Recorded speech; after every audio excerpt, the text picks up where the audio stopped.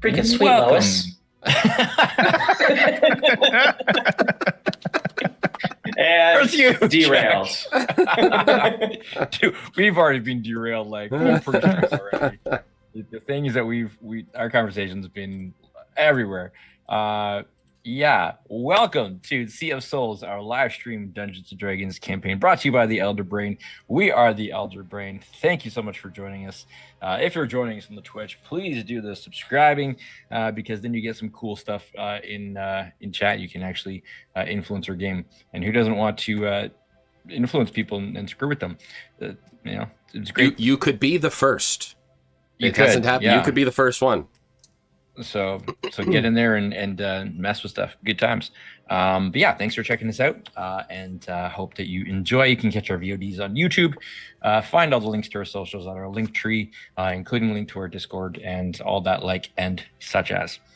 So yeah, check it out. Just a heads up, we are going to be going a little bit shorter today just because of some scheduling stuff for us old folks here.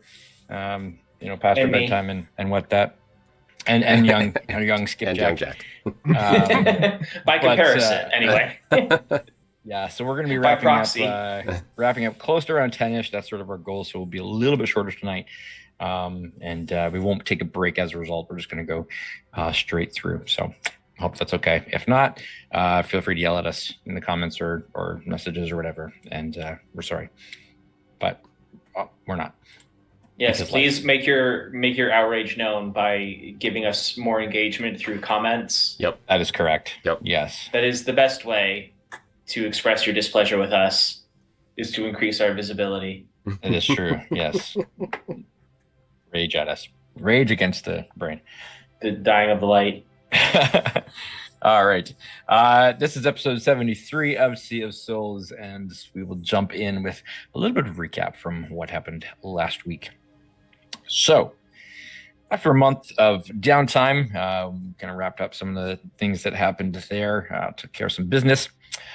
And after meeting with Diane, the priestess who met you in Enhold, and learning the disturbing news that an exact copy, a clone of Taylind, currently lies comatose in the Wavesong Temple's infirmary, you set your affairs in order, and the following morning, you finally arrived in the city of Valenhold, the great capital of Valeria. You used Donaar's newly acquired information and spellcasting ability to teleport to the Magus Guild's circle. After the captain properly registered himself as a magic user, he alone, and after giving a quick allusion to Taylind to mask his appearance, Owen leads you out of the city to Feldtown, the farming settlement on the outskirts of the city wall proper. Still a part of Valenhold, but kind of on the grown up outside of the walls. You're there to meet Cerena, who had given you the location of an old inn, rundown inn called the Last Post Lodge. After meeting her there, she opens up a secret entrance, leads you down into a safe house of her order, adorned with carpets and tapestries and all the like. Very, very wonderful looking place. Seems very, very happy to see you. Very quick conversation, which she cuts short as you are led further down mundane stairs that turn into not so mundane stairs, leading into the lobby or the foyer room of Jorund's magical tower, which he seems to have translocated right here to the cellar of this place. His trans-dimensional or extra-dimensional tower. And as you enter in, you see not only Jorund, but sitting beside him on one of the couches is another familiar figure, that of Aldous Boone, who you remember being rather dead. The former High Captain Patriarch of Ship Boone, which was destroyed, led by Kuna, his niece, who led the coup under the influence of some nefarious, no good, evil stuff happening there.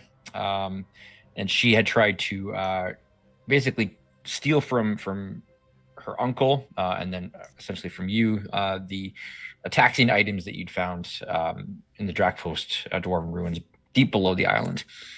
And so seeing all this here is a bit unnerving, as he should be dead. He looks familiar. He's got that, that white suit on. His hair is pulled back in a neatly combed ponytail. White beard is perfectly trimmed and waxed. But there's a vacantness to his eyes. That intellect, that wit, and that commanding presence are missing as he just kind of sits and stares vacantly, unaware of anything going on around him. Jorund gives you a Morecambe. You almost had it. I'm gonna have to figure out what a Morecambe is now. And it's gonna have to come into the game someplace. Anybody have any ideas for what a Morecambe is? Feel free and let me know. We'll incorporate. I mean, it kind of sounds like war crime, which we've definitely seen a few of those already. Yes. Well, he's not welcoming. He's not welcoming you with a war crime, but he is giving you a warm welcome. There's the words. Offers you some strawberry juice, of course.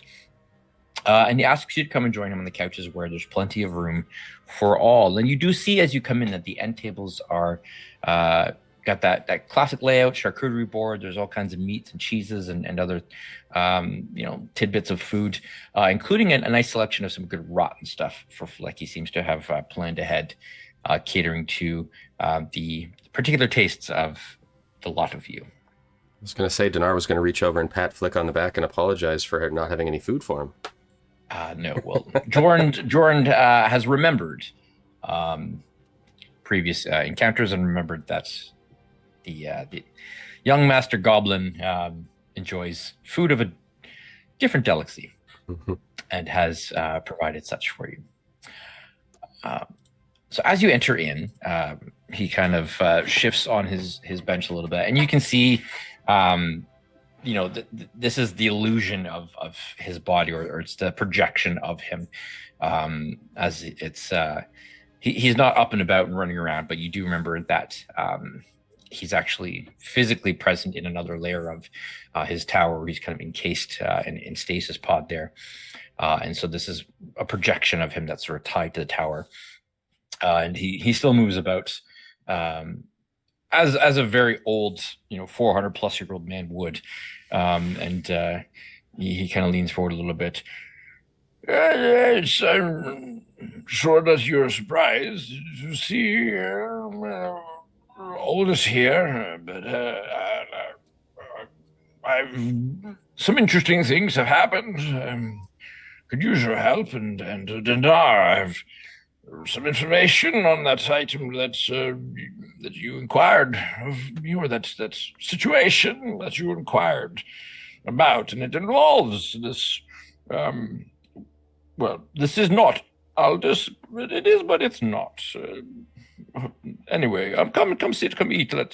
We'll talk while we figure this out. Yes, and eat together, enjoy a meal. Please, come and drink. Well, that explains everything. Yes, Taylinds, you'll be happy to know that I did not keep in place the enchantment I had previously, where the effects of your alcohol would be non-existent. So excellent. Yes, you feel free to imbibe and enjoy the effects of what you partake here. Yes. Don't mind if I do. Now, as to the matter of the clone spell situation, Donaar, I found some interesting information. It's a very powerful spell, Well, yeah, it's beyond any of my ability. Roy, it's quite rare, too.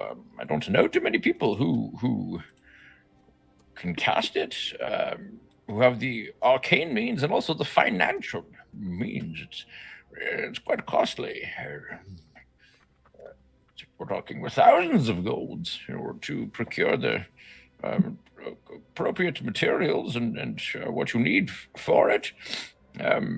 So whoever did this spell would have had to have means as well as ability and time time, you see that the clone spell, it takes about 120 days at least for the clone to mature, to become ready. So this was not a sort of spur of the moment, sort of thing. This would have had to be pre-planned and orchestrated and set into motion. So there's that.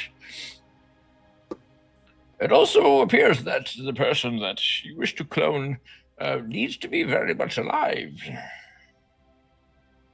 This is my attempt at creating a clone from for Aldous. You see, he, along with the other high captains and some other individuals in Porto Darius, Port of Argos, I guess it is now. They had entrusted me with some fail safes so that they could be resurrected down the road should they wish it, giving me some samples, if you would, of their personhood, hair and things like that. And so I had some, and I never really got the go-ahead from his surviving family to resurrect him. Supposing that might not happen. We'll have to ask Connor, though. Maybe there's a conversation that's worth having. Yes. Where was it? Yes, all this is dead. I could not create an actual functioning clone. So this is sort of a facsimile. It's an empty shell that will never be inhabited. It's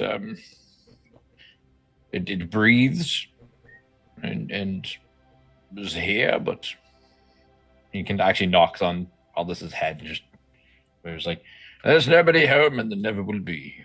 Yes. Forgive the morbid but obvious question. Why are you keeping him around if this is not all this and never will be all this? What purpose does this husk serve? Curiosity at the moment. Your line of questioning had got me thinking about what are the possibilities of creating a clone of oneself, and it was a good opportunity to try something, a spell that I'd never done before. So, I don't know. I guess we don't need him, but. What, you feel like being a dwarf? You can pour your marbles into this one? Well, not into that body, but I am thinking perhaps that this clone spell could be the solution to what has plagued me for so long. That due to my specific nature, there are some arcane complications which prevent, the normal type of healing of my physical body or the like. So I'm not sure if the spell in its current form would actually work for me, but I feel like researching and seeing if it's possible. So thank you for that inspiration, Donaar. Or I should say Taylinds. You were the one who's cloned. Yeah. About that, you said you might have some interesting information for us about that? Yes. Let me ask you, Tayland. At any point, do you recall giving a cubic inch of your flesh to anyone? Or having it removed from you? I certainly don't remember waking up in a bathtub with ice, if that's what you're asking. Possibly. Curious. See, the spell requires at least 1 cubic inch of flesh from the person to be cloned. Do you have any scars? Yeah, I think we explained on you. I think we had this discussion, and I can assure you there are no weird scars that I wasn't already aware of.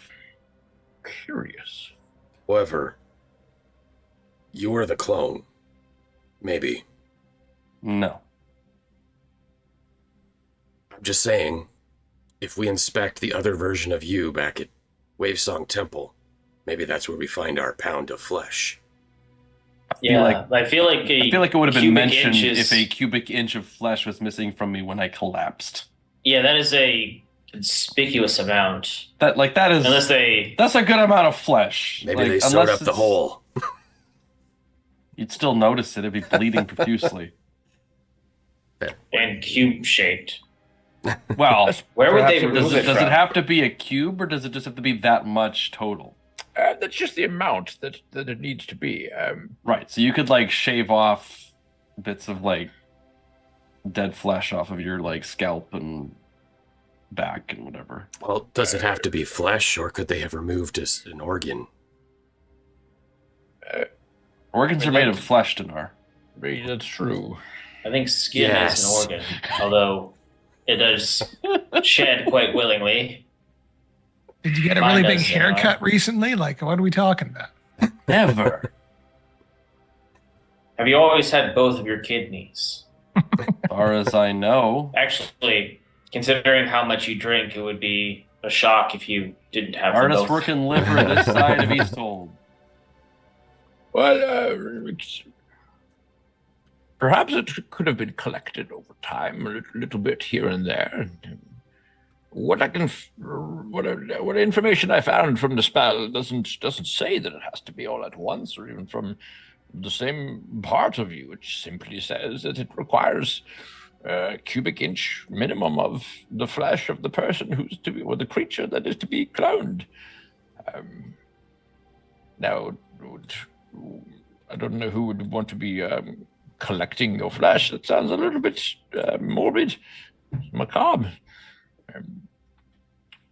But there you have it. So I can't tell you who did it, but the process surely is one that is quite difficult and extreme. As I said, it's not something that could simply just be, I cast a clone, poof, there you have a clone. It takes time, you see. Preparation. There needs to be a vessel in which the clone is grown, such as some sort of sealed container or the like, which has to be prepared under a very specific way. So, yeah, it's curious indeed. Hey, didn't we see chambers like that when we saw Silas? Didn't he have body-sized containment chambers in that room of his? Yes, he did. There were a There are lot many of, things that are body-sized.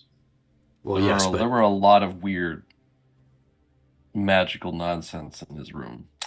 You can give me a history check with advantage. I'll say that you do recall that sort of thing. If you want to see if you recall more specifically. I would love to.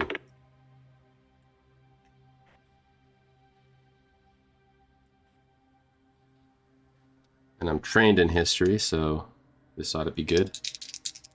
Looking for double ones right here. Here we go. Unless you stink. Rolled a 16 and a 2, so I'll take my 16 plus 9, so 25 history. 25. Okay, yeah. So thinking back to where Silas was imprisoned, there were two. Essentially, they were like coffin-like containers that he mentioned were part of sort of what was keeping him alive for that long, sort of stasis pod type thing. And there were two of them. And they had all manner of arcane sigils and strange connections and tubes and things that you could not make heads or tails of. Given the specifics of the spell, what Jorund is indicating to you, one of those definitely could serve as a adequate vessel in which to grow a clone. So if probably not those ones specifically, but gives us an idea of what we're looking for, maybe. I mean, yeah. Curious. Well, I do think that taking a look and examining this other you would be beneficial. I actually have a favor that I can call on from somebody in town here with a significant amount of sway, who I think would probably be interested in this as well, and could lend some very, very useful magic and abilities. I would need your permission, of course, to bring her into this. Is it Diane? Who? Oh, never mind then. No. Her name is Iklo. Tayland, you immediately recognize the name Iklo as the Archmage, the Royal Wizard of Valeria. And one of the most powerful wizards in Valenhold and Valeria, if not anywhere. What a surprise! Another Archmage. Yes, well, she's very good at finding out information about magic. Oh, yeah. Looking over the kingdom, as she does on behalf of the king. She's much more capable, much more suited to this sort of arcane mystery clue hunt, if you would. I can have her here in a moment, if depending on your willingness. Just say the word, and I will call on her. She owes me quite a big favor, actually. Right. She wouldn't have any. Well, she probably won't recognize you. Although, you do look a little bit weird in your current form. Hanging out with the rest of us. Maybe I should change what you look like again.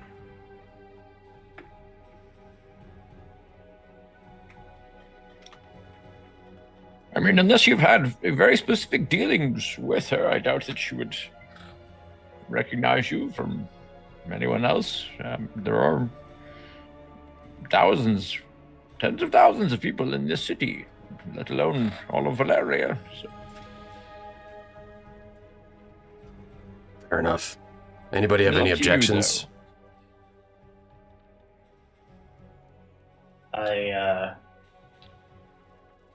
Objections to you changing his appearance? No objections to bringing in another person. An archmage at that. I believe we have room aboard the ship.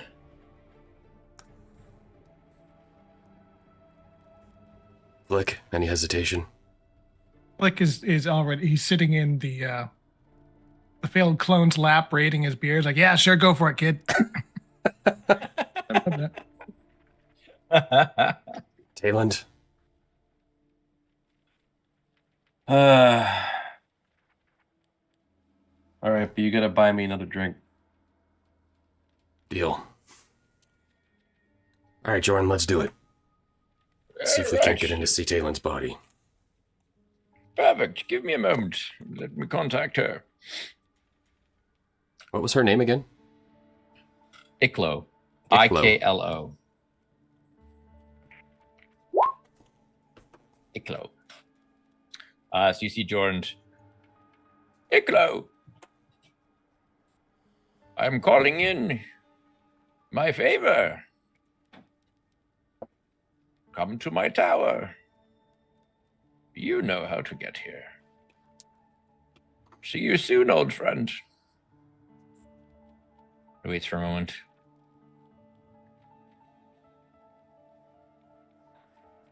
Yeah, very good. She will be here shortly. She has a matter to attend to. So we have a conversation in the meantime while we're waiting. She said it'll be about half an hour or so. Royal matters and all, but Anyway, yes. So, Flick, I meant to ask you, how is that shield serving you? That's a piece of curiosity that you found. This old bad boy, she doesn't go far, and I sort of do the old Captain America fling and bing, bing, bing off the walls, and boom, oh, it appears back on my arm. How magic is that? It still comes back to you. Interesting. Yes. Are we able to break the curse on it? Curse schmerse. It works well enough. I've You don't offered want to to break the whole thing, right? I've offered to remove it from him. He hasn't desired, so we've left it at that. I see. Well, I have some spells prepared that I could take care of that right now if you wish. Just let me know. Just a small matter. But I actually have a favor to ask of you folk. It doesn't have to be right now. It is not urgent, but with the whole clone business and my idea of creating one for me, I believe that in order for the spell to work, for my circumstances, I would need some components that are not typically required. Specifically, some axiom crystal. Why? Torp looks at his shoulder. Well, you see, because my physical frame has been tainted thusly by the affliction weave, by foul chaos magic, which is why standard magic has not been able to cure it. Believe me, I've spent many, many years trying. Sadly, never thought of this possibility. But if I were to refine some axiom crystals into a type of residuum specific to those crystals, and perhaps using those as a regent in the process, would alter the spell in such a way that it would actually take hold on my chaos-racked frame. Alas, as with most things, I can't simply just up and go and get some. And I believe that you've found multiple locations where you've come across the crystals. We've come across them, yeah, but when we've removed them, they seem to go inert. I have some thoughts on that as well.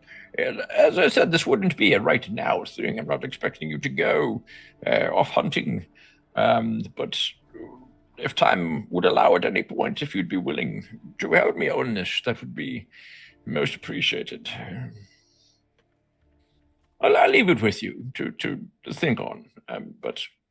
Or if you happen to come across any axiom crystal that you're able to bring back to me, whether it's inert or not, either way, I would pay you for that handsomely as well, and would appreciate it. So, just a small matter to think on. Yes. Yeah, we'll keep our eye out. Flick's rummaging through his pack. He's like, poison sea slugs, fancy paper, knucklebone, dragon shell, egg, blah, blah. Nope, no crystal. Sorry, buddy. Dragon shell egg. Oh, yeah. I got,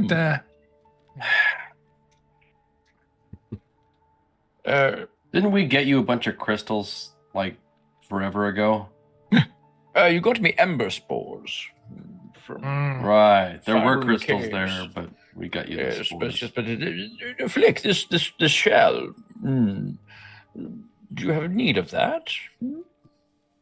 no, just, it looked kind of nice. You hold it up the light, it kind of catches the, you can have Yeah, one. He wanted to make an omelet. Well, I think Triscuit's made the omelet, but that's I would have thought a goblin omelet it had the shells instead of the yolk.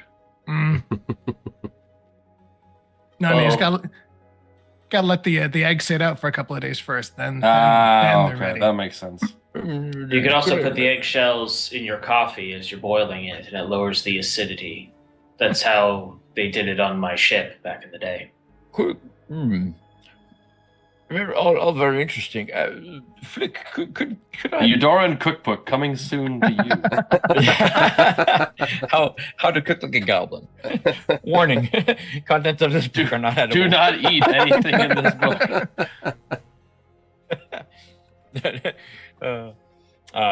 Jorund seems very keen on this, and he says, "Flick, could I buy that off of you? I could definitely use that as a component for some experiments. Anything dragon related is quite potent when it comes to arcane and things." How's this sound? I'll do you one better. Save your money for someone who needs it. You owe me a favor. Ooh. A dragon shell egg piece-sized favor. I see you are very keen. Pay attention to how transactions can work.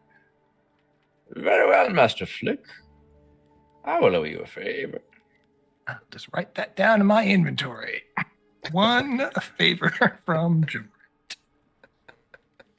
Yes, I can't actually take it from you right now, but if you I sort of waft it through his hologram hand or whatever. Like, yep. Just put it down if you don't mind. I'll Sure. translocate that to my study later. I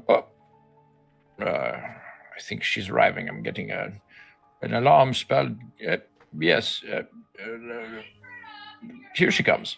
And the teleportation circle, if you recall, previously in his tower, the side wall kind of opened up, and that's where he had teleportation pads essentially that moved to different parts of his tower.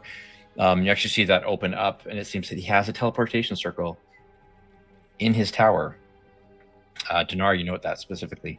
And the runes light up, and there's a flash. And standing in the circle is not what you expect. You see a very, very short individual, shorter even than Flick. Very elaborate, fancy robes.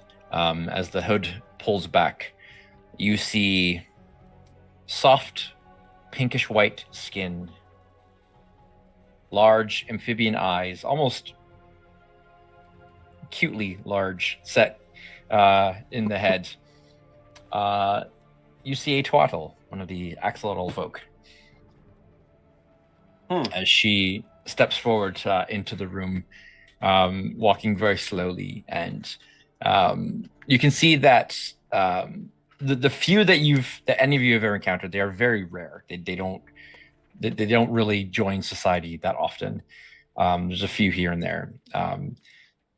Typically, they're more pinkish than white, and the pink in her colors is much more faded and dull, which seems to be a sign of age, as that color has faded, and so it's more of a very pale white. And even some of the white in her sort of the antennae that come off of her head, the feathered growths, there's almost like a transparency or translucentness to them as the color has faded over time.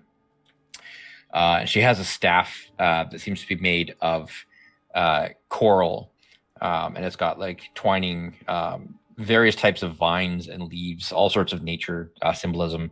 And at the very, very top, there's actually an acorn that's got a red emerald, not an emerald, so a red ruby set in the center of the acorn that's sitting on top of the staff.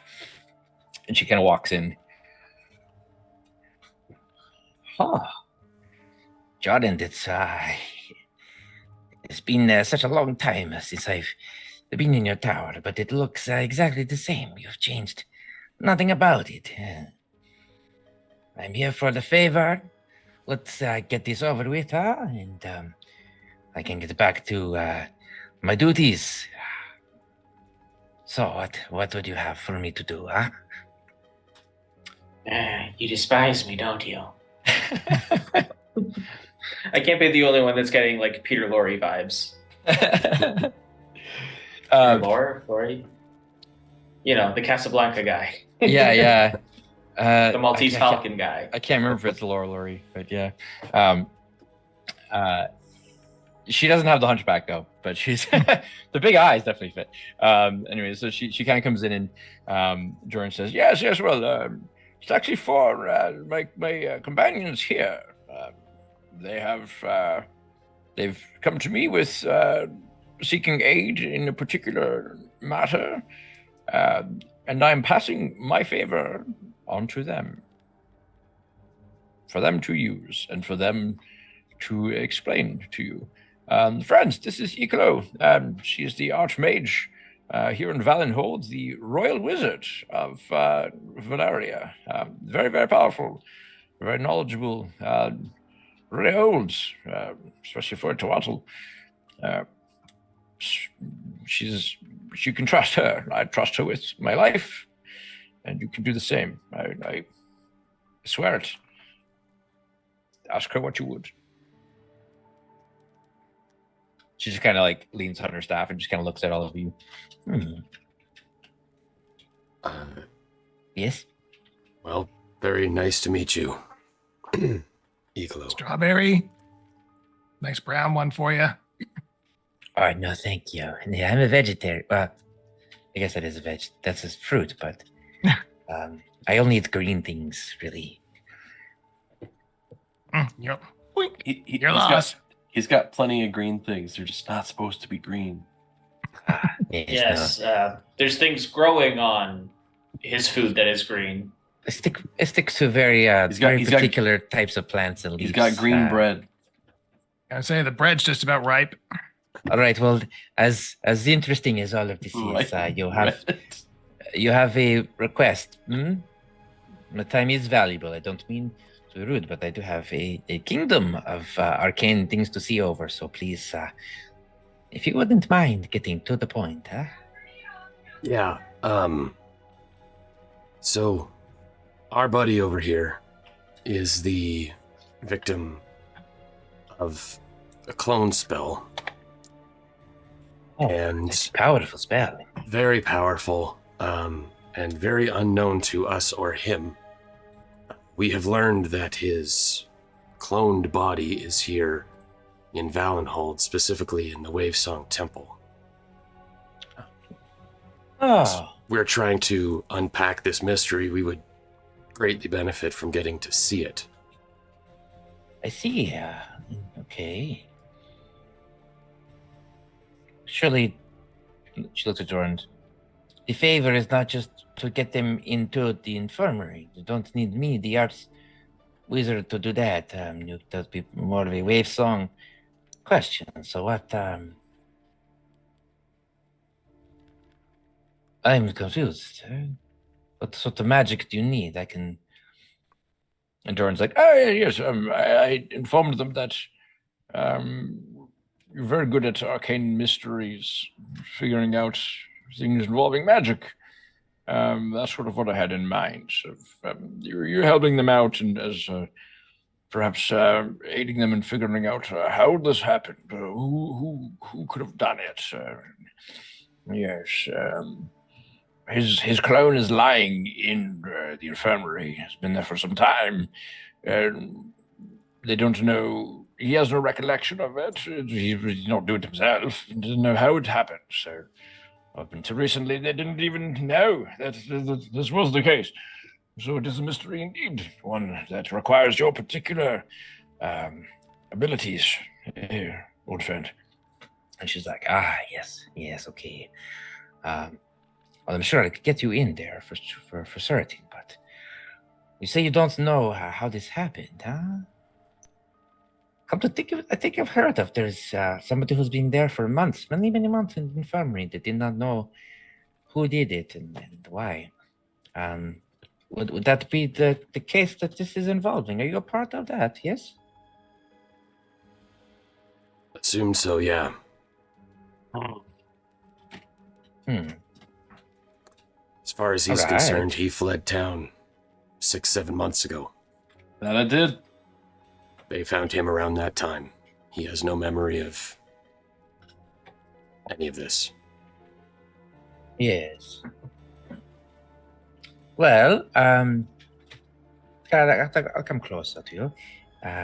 What is your name? I don't. Sorry, none of you have introduced yourselves. I've been introduced as Eclo. Should they just call you Bright Scales and Human Boy? What? Please let me know how to refer to you, so not as we can have a more civil conversation. Yeah? Park will look around and say, I'm not sure if Human Boy would be an appropriate nickname for myself, but if you insist. That's very fun. My apologies, Iklo. My name is Donaar. I am captain of the Radiant Dawn, and this is my crew. Captain Donaar, okay. Over here at eye level 3, I am Flick. Nathan Evans. Master Evans. This is Flick. How you doing? Flick, pleasure. And the big guy with the stuff growing out of his shoulders is Torque. Torque. Yes, okay. And this Mr. Evans, you're the one that this is there's the clone of, or that you are the It clone appeared of? so, yeah. Well, no, it's that. Someone has cloned me. Well, there's a way to tell if you are the original or not. That can be determined. Tell me, I see that some of you do have some magical abilities. Not a small amount either, but Captain Donaar, you are captain, but I also see that you have the magic sigils on your scarf. You're a caster, yes? Wizard? Yes, yeah. Very, very good. Are you familiar with the spells of detecting and finding magic, identify, detect the magic, that sort of thing? Of course. It's about the only thing that makes me useful in this crew. Don't downplay those abilities. I specialized for many years in this sort of magic. That comes in very handy. How powerful are you, if you don't mind me asking? Barely. Say that with If we were to hesitation. rank him on a scale of 1 to 20, More on a scale of 1 to 9. Dipping into 7. Fascinating. I have a spell that, well, perhaps you know it. If you're already at, you already have this level. Do you know the spell Mage Sight? No. No. If you're offering something, I'm interested. Well, it's sort of like a detect magic, but significantly more powerful. You'll need to procure a couple of components to use it. One permanent and then some that are consumed when the spell is used. It's not cheap to cast, but you can find out very specific information that would otherwise elude you, such as who casts the spell. That would be valuable. You see, every single spellcaster, including 1, 2, 3 of you, every spell you cast leaves a signature behind. Did you know this? I did not. There's a faint amount of energy that remains behind. When you cast a spell, you are calling on the weave itself. You are reshaping it. You are using what exists, pulling on a thread here, a thread there, stitching it together, reforming it, what have you. The energy never dies. It just gets reshaped, moved around. And so when you take that energy of the weave and you reweave it, change it into something else, and you do it in your own particular way, you leave behind a trace of what you have done. Most people cannot see this because it is not their ability. It's not sort of a thing you see with your eyes. But, for example, if let's say that Mr. Donaar and Master Evans and Master Flick and myself and Jorund, let us say that we were all to cast the same spell right here, at the same time, same spell, and speak it in the same way. And it all took place at the same time. Every single one of those castings will leave behind a different signature.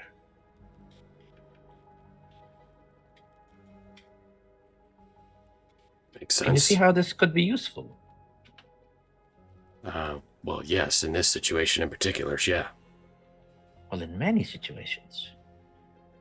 Just recently, there was an attack on one of the princes. I can't tell you the details of it. It is a matter of security, of course, but this is common knowledge that there was an attempted assassination of one of the princes, and the perpetrators behind it, they used magical means. It's one of my specialties, is I can come in and I can find out what's cast, what spell was cast, how it was cast, when it was cast, who cast it. It's not easy to deduce all of this. It takes time to figure out each part of it, but given enough time, I can put together all these little threads. They get the bigger picture and find out, this is the person who did it. People think that you can cast magic and it leaves behind no trace, not like a knife. But it does, if you know how to see it and where to look. Captain Donaar, would you like to be able to do this? I think it would help your friend. And I would never say no to somebody offering me a spell. Well, Jorund, would this satisfy my favor that I owe to you? I would consider it taken care of. She thinks for a moment. Very well. Parchment. Somebody have a piece of something to write down on, please? Could you provide?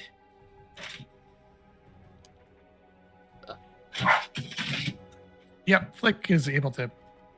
I got you covered, sister.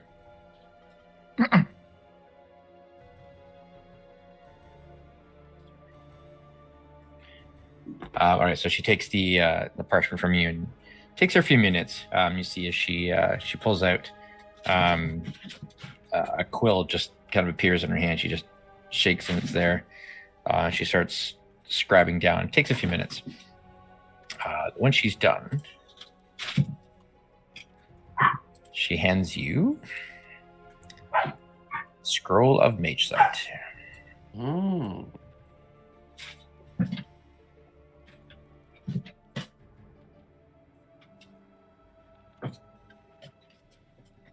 You know, I've heard it said that some of the elvish folk, perhaps some others, can see naturally or have almost a natural ability to see magic or to be closer attuned to it.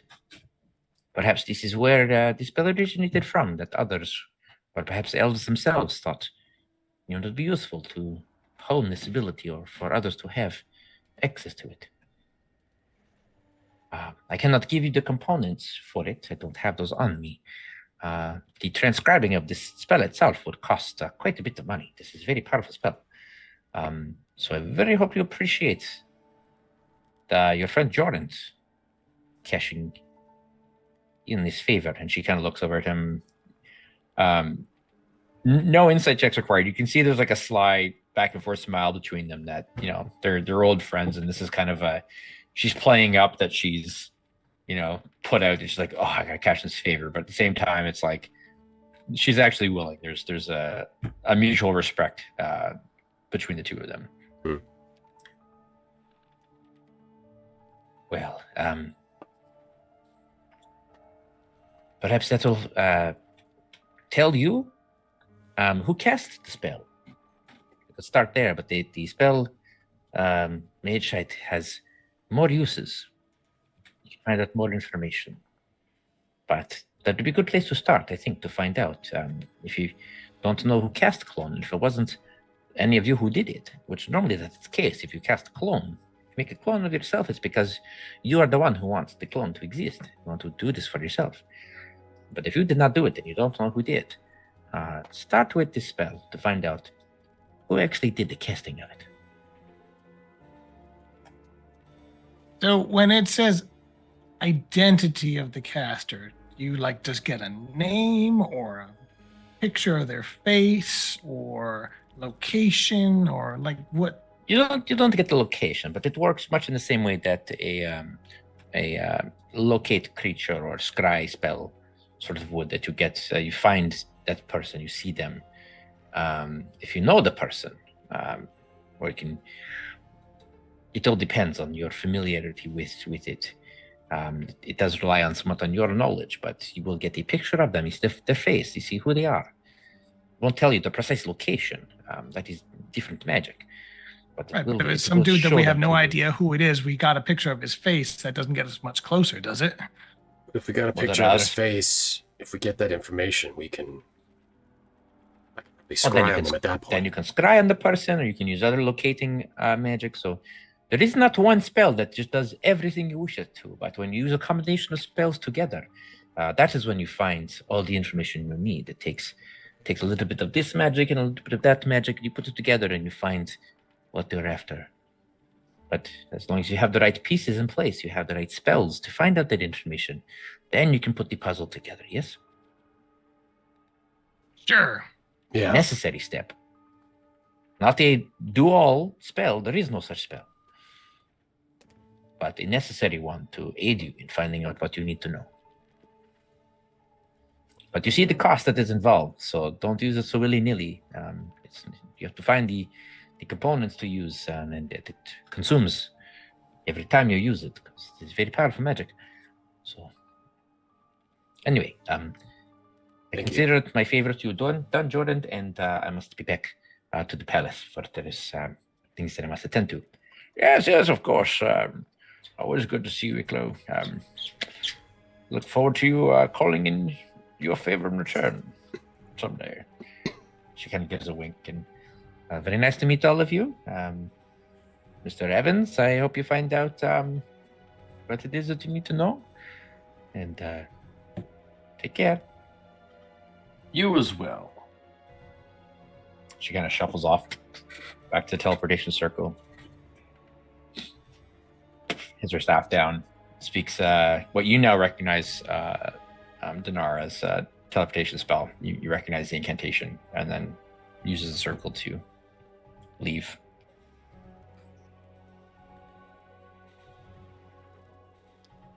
Jorund. Yes.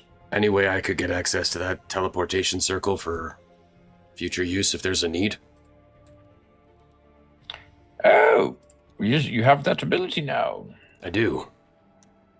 Yes, of course. Please feel free to study the sigils that are in place there. Add it to your collection. Just let me know when you're coming. Will do. Wonderful. Well,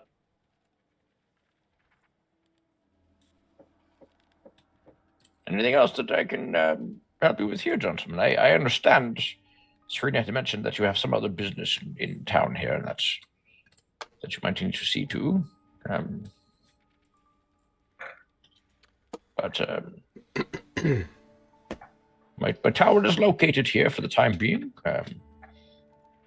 I'll probably head back to Stormhaven at some point, but I'm here for now, so feel free to come calling should you need to.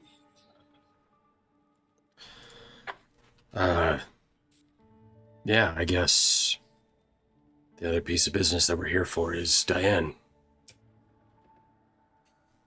Owen is with us, right? You do not see Owen in here with you, so you assume that he stayed upstairs. He came into the Last Post Lodge with you, but he is not down here in Jorund's tower with you. And he was going to contact Diane last time? Yes. So yeah, so he was to contact Diane when you all had arrived in Valenhold, and she was going to tell him where to meet because it can't be the temple. So she'd indicated that she has everything set up and ready to go, and she would let him / you know where that was once you arrived. Anybody else have anything they need to do before we check on Owen and Diane? I don't. I mean, comes to mind. I was gonna say personally, this is kind of up there in terms of the things going through my mind. Well, it's gonna take us a little bit of effort to get me ready to do this spell. It won't be today. But we could certainly start looking for components today. A crafted glass lens and an uncut gem shouldn't be too difficult to find in a big city. I don't imagine it will be, no.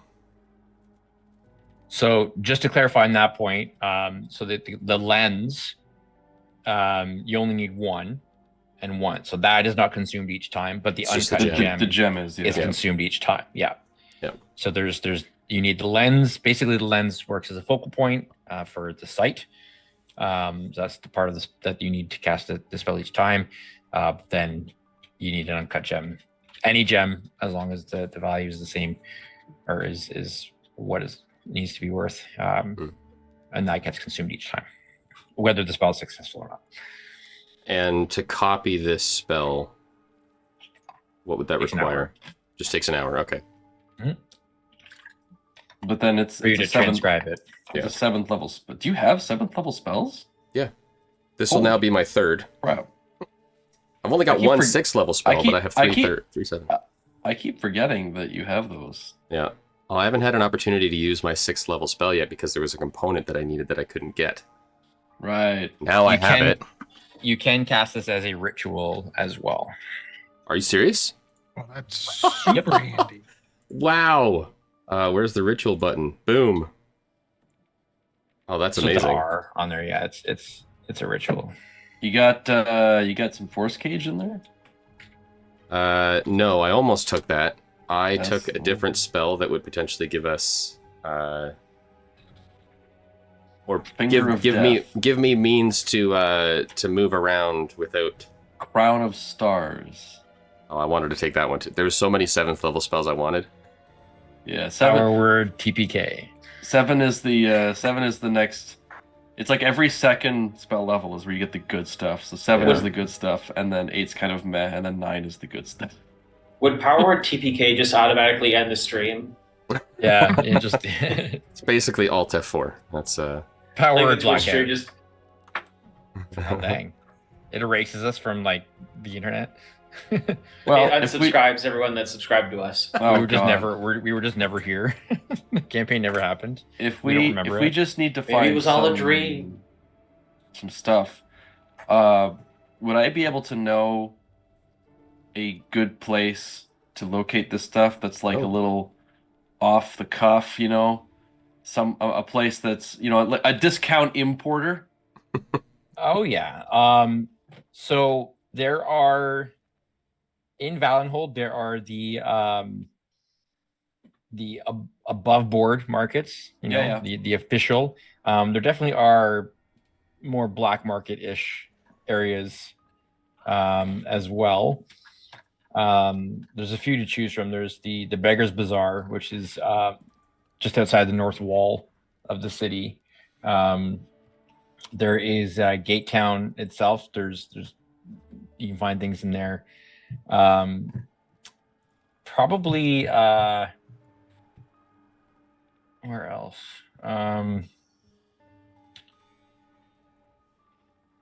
The Market of Masks, probably. What's I think we would probably start with whichever one is closest. So the closest to you would be the Market of Masks. Yeah. Which let's take us to Valenhold. Oh, well, there we go. So the Market of Masks is just inside city gate that's closest to you. It's in the theater district. They have a lot of odds and ends, magical components, trinkets. That sounds about right then. So yeah, you could definitely find, like, if you're looking for especially like gems and stuff, there's a lot of different places you could find, jewelers and people trading in gems and the like. Cool. Yeah, I will then. I'll just explain. Like, I know a good discount importer who would likely have the stuff we need. Very small questions asked and very close, so we don't have to go wading through the city to get there. If you'd like, I can give you directions, Donaar. Sure. We're not all going together. I mean, do we need to? I suppose not. You guys can stay here with Diane and let me know when we're going. I'm just saying. It's like, what? Why enter the city? Why draw attention to ourselves? Absolutely fair. We have sending stones, do we not? That pretty. Yeah. Yep, you just picked up another pair.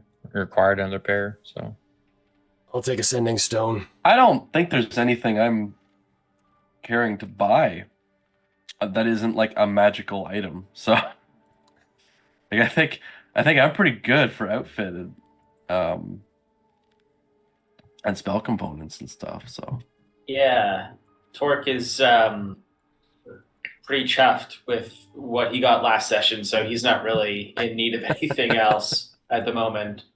chuffed in the good British sense, not the bad British sense. Yeah. Yes, Both. yes, Chuffed to bits. I'm quite chuffed. positively. I'm quite chuffed, really, or I'm chuffed. Yeah. Okay, so you guys are kind of heading out of Jorund's tower back upstairs into the safe house with Cerena, and you do find her sitting there with Owen. Owen's got a drink, and they're just kind of idly chatting. So as you're kind of heading up, and Tayland proceeds to head out to Owen, sees you come up and goes, I got good news. Got a hold of Diane, and we're headed to the, she wants us to meet her at the old ruined watchtower down by Lake Odai. Apparently she's got everything secured away below it. I didn't know there was anything below it, to be honest, but apparently there is. It's a pretty out of the way spot that nobody's likely to suspect, so she's going to meet us there at dusk tonight. Got a few hours to kill. Anybody care for a drink? Serena's got this place quite well stocked, and she kind of holds up a glass.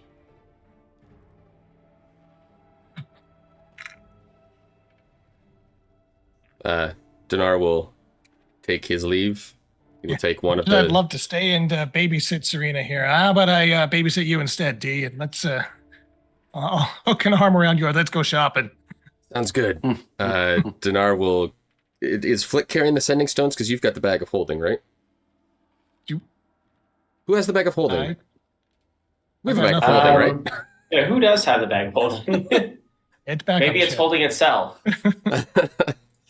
We can retcon who Am I holding the bag of holding? Did I write it in my... You are now.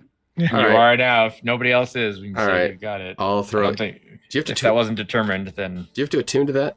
no. No, okay, all right. I've got the bag of holding. It's just a bag. So I'll pull out one of the sending stones, make sure they're talking to each other, get a little feedback off the stones.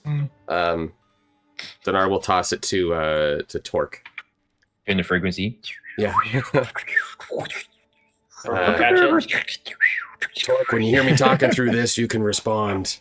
If I give this to Tayland, he'll probably miss it because he's going to be drunk in 2 minutes. So I'm leaving you in charge of this Copy that. place. You what?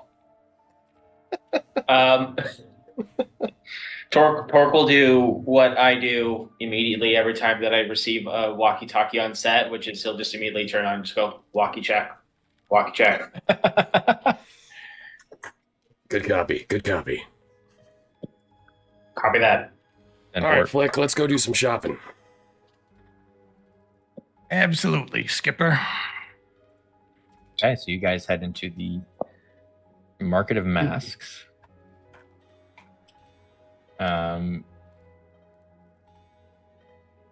Easy enough to find what you're looking for there. Taylinds, how are you occupying yourself? Mostly trying not to be super anxious.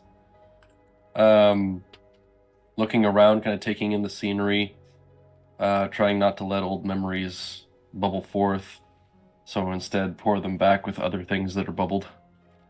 Okay.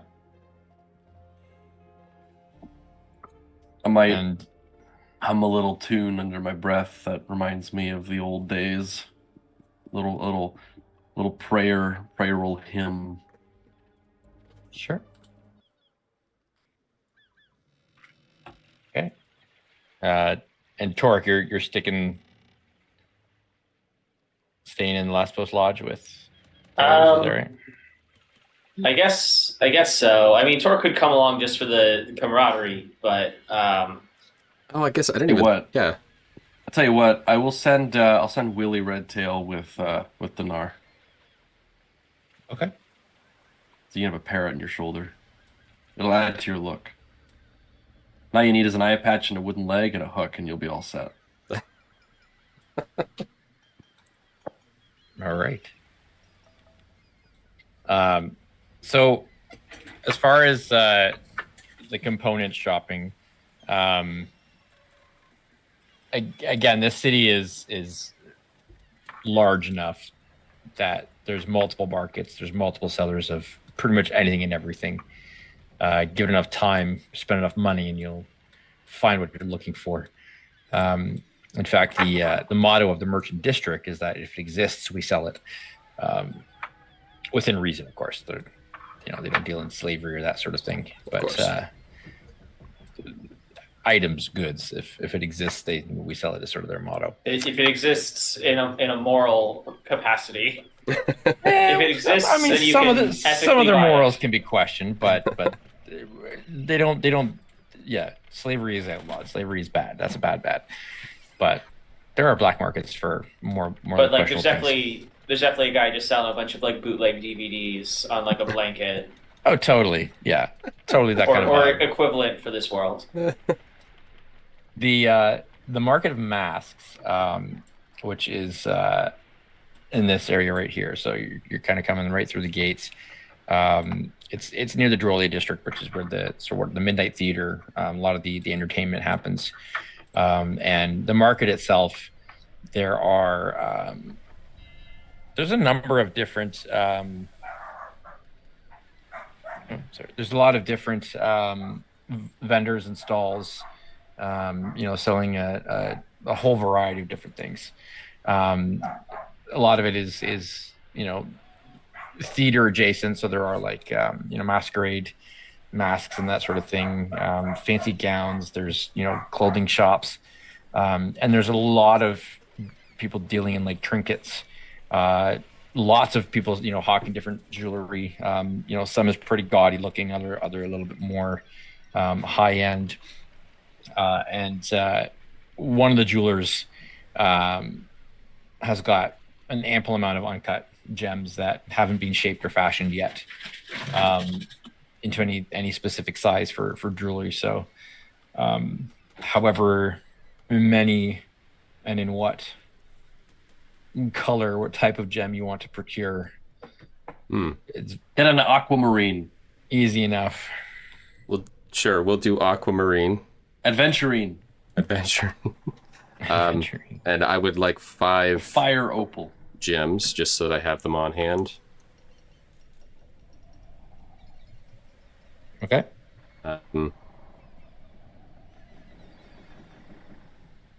Yeah, that's it. 5 gems plus the lens. So 700 gold. Okay.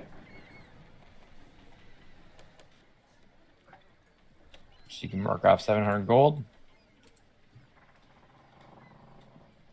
And meanwhile, Flick's just sort of playing with Willie Redtail the whole time. It's like, hey, bird. Hey, bird. Flick's trying to teach you dirty words, Yeah. but like dirty In goblin Goblin. words. So Yeah. you say like shampoo, conditioner, Take a bath. Yeah. mouthwash. Dirty words. Hygiene. Who's Gene? Hygiene. Who's Gene? That is probably if you say, oh, what's a goblin hygiene? It's like, oh, that's what we say hi to our friend Gene. Exactly. It's called common courtesy to Gene. It's a type of fashion where you wear your pants really high up. Yeah. Hygiene. That's right. Anything else you want? TGIG, y'all. Thank God. Can we make? Do you remember those old?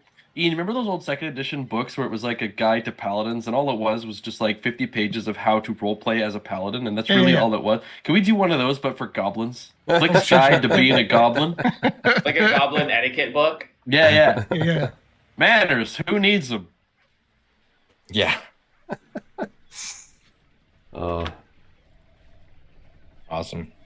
well, Fleck, I got what I came for. Is there anything you need? No, I think we've done pretty much what we needed to do. Like, on the one hand, it's kind of bad to be spraying Taylinds' face all over the place, but I'm kind of amused that we're basically just painting a big old line of magic between Cerena's hideout and the biggest market in the area. Hey, Willie. Hey, bird.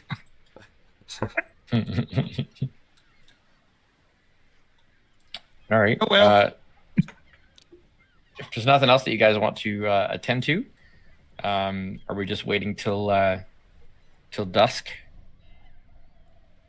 I mean, it's going to take hours for Donaar to transcribe this this spell over, so I guess he'll start it, unless that has to be in one sitting, because it.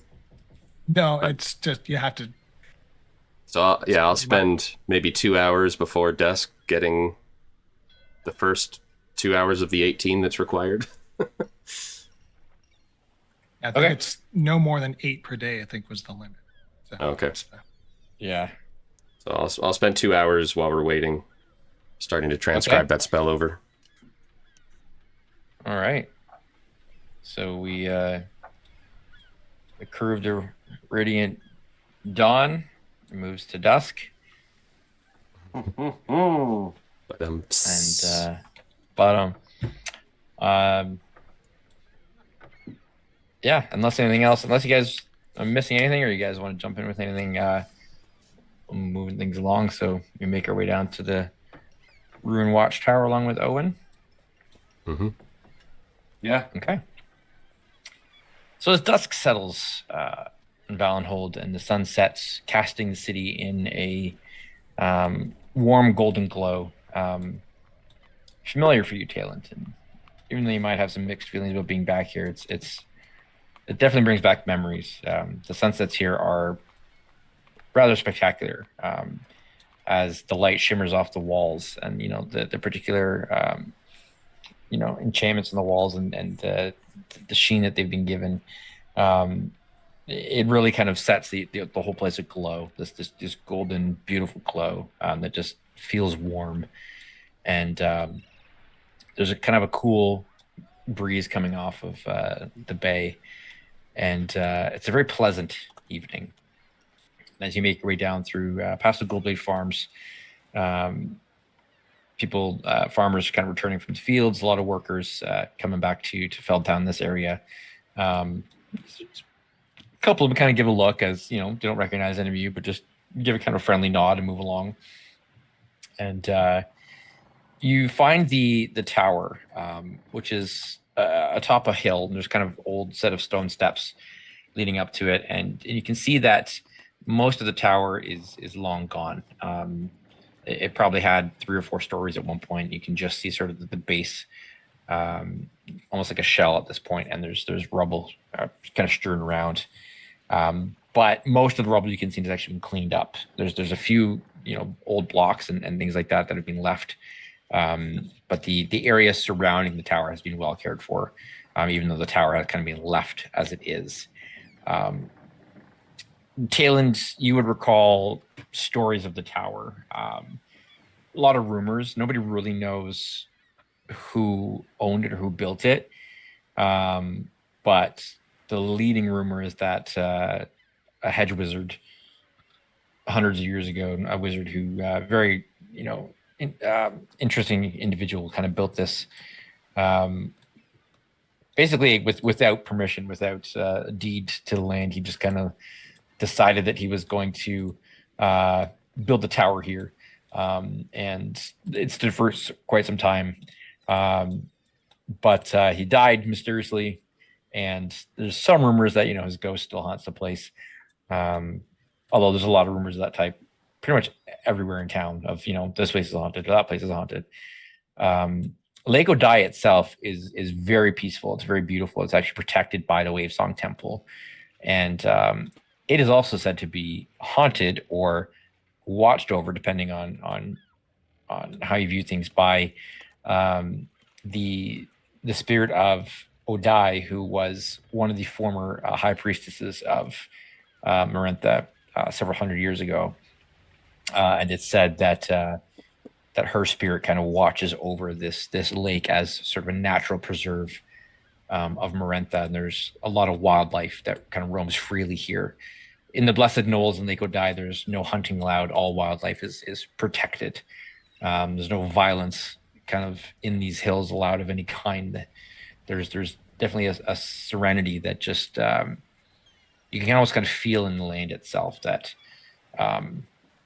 has a calming effect, and it's a very, very beautiful place.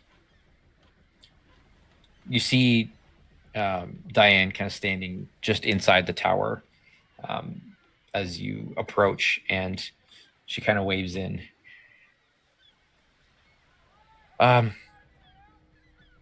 Everybody ready for this? Ready for what? The ritual. Oh. Thought Owen needed to be ready. We're just here to watch. Well, is there some actually, if I understand things correctly, I don't know. Is there a chant or no? But you're the ones who need to kill him, right? In order to oh, this is true. Yes, we do have to do that in order to fulfill your side of the bargain with who that you performed or that you got caught up in. Then so you're a part of this. At least one of you has to be part of this. But I'm going. The rest of you, I would appreciate keeping watch as well. It's going to take about an hour minimum, and come on. I know that you're ready. He just he's very quiet. You see, not a nervousness, but more of just kind of an acceptance where he's just like, this is it kind of thing. And he's just like, all right, let's get on with it. Torque will look at Whelming Wrath and say, would anyone like to do this in a way that's a bit cleaner?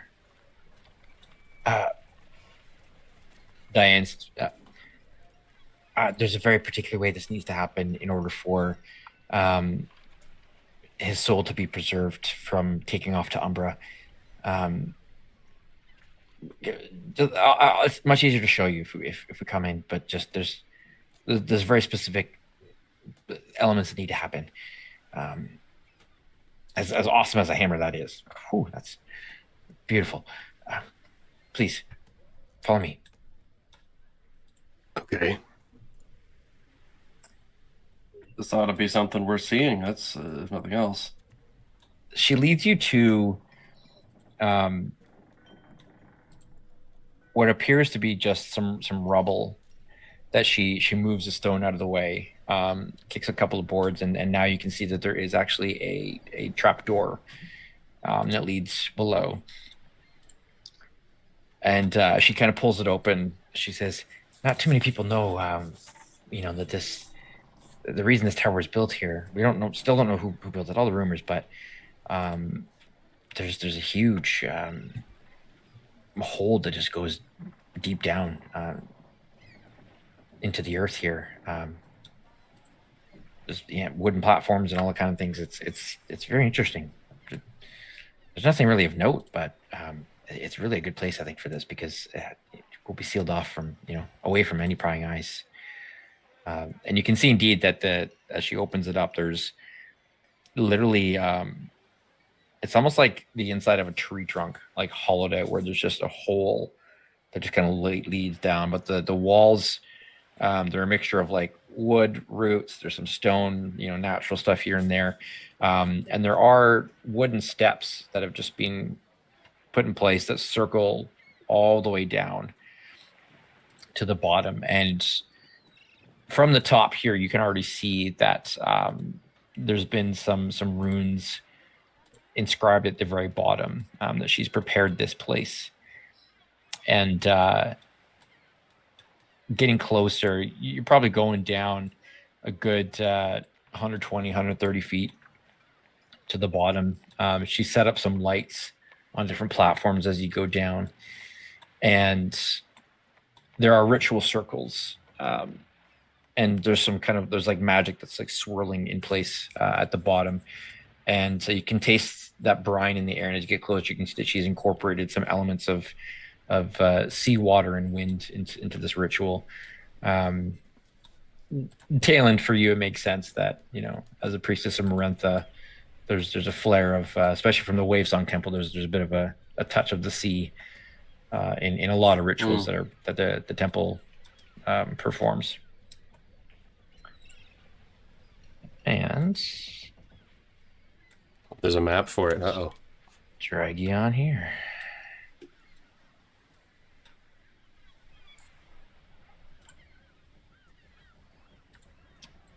So at the very bottom of this place, there is a cool breeze coming from seemingly nowhere. It's just kind of there. You can see there is a crack kind of in the wall that seems to lead deeper into the earth. You can hear the trickle of running water, like an underground stream or cistern or something.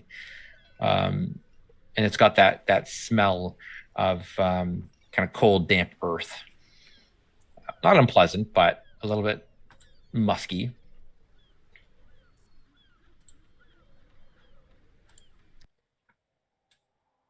And as Owen kind of moves into the middle of the circle and just kind of looks around, Diane does another check to make sure that all the runes are in place. And then she comes back out and she pulls out what looks to be like a dagger. At first it looks like it's maybe fashioned out of stone, or like, bone or something like that. But as you look at it, you can tell that it's actually a tooth, a very large tooth. This is made from tooth of a dragon. I had to search a long time to find this on Owen's behalf. This is called Soulbinder. You kill somebody with this dagger, and you can trap their soul in the dagger. This is how we're going to stop his soul from leaving right away and going to Umbra, because it will go here first. And then from here, we can release it when he's reincarnated, and his soul will go into the new body. So this is why I was saying it needs to be very specific. So one of you, it has to be one of you, because this is your part in things to seal the deal with Umbra. One of you has to take this and do it. There is a risk. You won't get trapped if you're not strong enough. it'll drop you as well. Strong enough how? Physically? No, That's a good question. Yeah. no. We're not talking physical strength here. Constitution, your guts, your gusto. You know.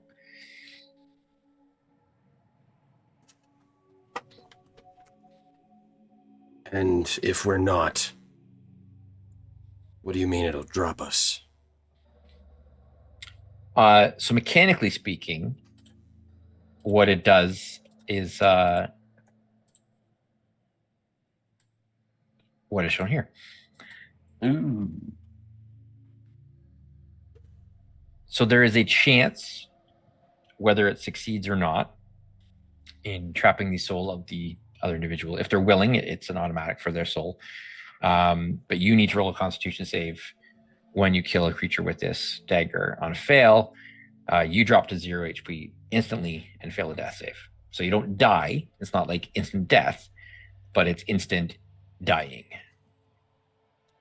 So if there's somebody who can like bring you back right away, not as much as a problem. But she warns you of that to make sure that you know.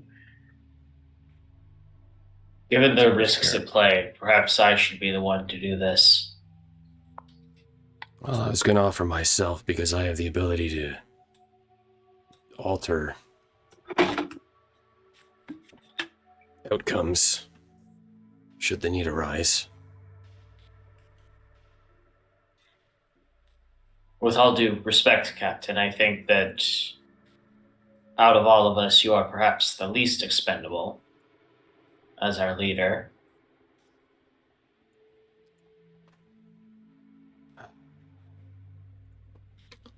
I mean, you're already the vessel for what, 2.5 gods now, so maybe I should. Oh, we got a nice guy fight. Yeah, I think. Canadian standoff. No, I'm nice, right? I should do it. Well, So I know, man. I think Maybe we we all should agree that Draw straws. Taylinds on standby with the healing spell immediately, and it doesn't really matter who the heck does it. Kind of. Assuming that this all goes according to this very convoluted plan. Diane, is there any chance using this dagger that we fail to capture his soul and it would go to Umbra? Well, that's up to Owen. As long as he's willing, then he can will it to happen. If he's unwilling, if there's any part of him that is resistant, then it might not work. But she kind of looks at Owen, and Owen just like resolutely just gives a nod. It's like, I'm more than willing. We've been planning this for a long time. Diane, I'm ready to be free of him forever. Oh, well, there you have it. That's literally the only way that it won't work is that if any part of him doesn't want this to happen, then he'll resist it, and then his soul, well, then he dies as normal, which means that his soul is basically just there for the taking. So Okay. that danger's on him, and that's up to him. Then I'm going to allow you two to argue over who will do the duty, because if for any reason he resists or hesitates, I have the ability to force him somewhere. His soul, specifically. Ooh. I would really appreciate some clarification on that before we go through with this, since this is my ritual. What do you mean? In the event that this dagger fails to capture his soul, I can capture his soul in a cage for 8 hours. Oh, a soul cage. Yes. Ooh. Not saying I want to use it, but I'd rather make sure that he's not going to Umbra. Well, it's good to know that you've got that as a backup. I really can't foresee us needing it, but good call. I appreciate that. It's always good All to right. have a backup plan. Can I just do one last little sense motive on her, make sure she's completely on the level on this whole thing? I've been fighting the urge to say that myself. little insight check here. All right. Go for it. Yep. Something about That's this all. seems Definitely makes fishy. sense for Flick to be the one to do that. Yeah. That's 16. She seems honest, yeah. From what you read, that she's on the level. Then I will take the dagger from her and say, all right. It's already willing to try this once. Let's do it properly this time, huh? Okay. I'm gonna just check the rooms one more time. Make sure that I haven't left anything out. Yeah, no typos, please. Well, it's not just that. The components involved in this, cost and everything, but it's not the money. And she picks up an urn that she's placed nearby, and you can see inside that there is like crystal clear water that's almost got like a bluish tint to it, even when it's not in the ocean. Like in the jar, it's got that tint, and it's cold. Like you can feel there's just like cold coming off of this thing. This is water brought down from Stugriota, the glacier, the big mountain way up north, that's been purified. So this is holy glacier water. Very hard to get it in the first place, and the process. We got one. Like if this doesn't go right, then I have a question. What happens if you put that holy glacier water on top of holy fire? Holy smoke! Hey!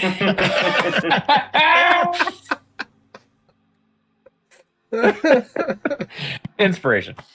You know what? You don't know if you don't already have that it. makes perfect sense. She just kind of looks at you like, I don't know. See, these are the kinds of things that the Priory didn't like me asking. Yeah, and it's not really relevant right now, Tayland. Okay, we'll get to you after. You still got that whole thing to deal with. Can we focus on Owen right now on this, please? Okay, Absolutely. this is very serious. Whew. Okay, Owen, you ready? Just wordlessly, just like gives a nod, looks at you, Flick, gives you a determined nod. All right, so Flick, you be ready. Don't do it until I tell you. All right. Hey, Okay. I can't do it if everyone's watching, though. Can y'all like? Well, actually, yeah. If the three of you wouldn't mind, nobody. I don't know anybody who knows that we're down here, but maybe just keep an eye out. That would be great. If I'm not the one to do the deed, then I'll keep watch. Great. One other request, Tayland, could you provide some appropriate accompaniment for this this occasion? Like write or perform. Like perform. I'm I'm begging for bardic inspiration, really. But I see. Oh, sure, yeah. I will say there aren't many Oh, shanties about stabbing a person and maybe dying yourself. There's no funeral shanties? That'd work. Yo ho, stab the man down. It's as I say, it's mostly about shooting them. Yeah, that's right. Yeah. We'll throw General Taylor is sea shanty. I mean, it's more of a sea wake or a sea. What do you call a song about someone's dead? Dirge. A dirge. Yeah.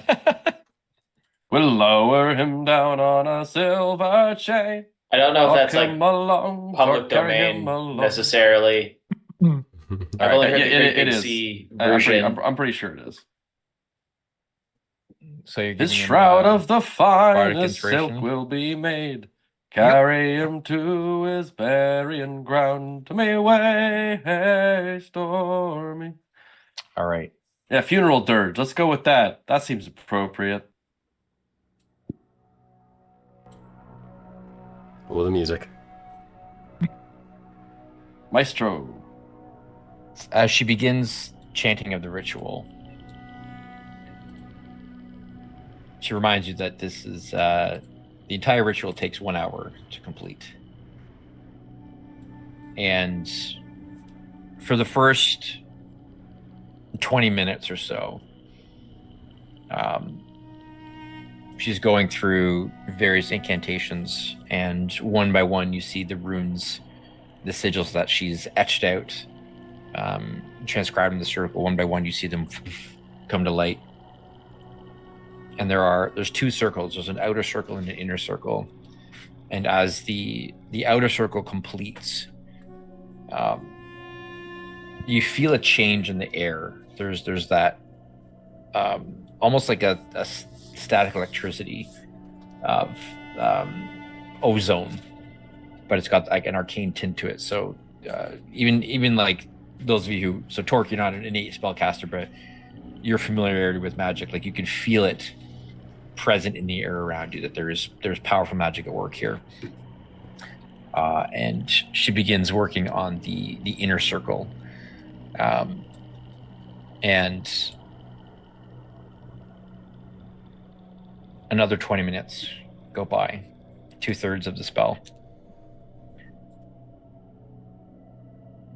She stops, or she pauses before the 8th inner rune is transcribed.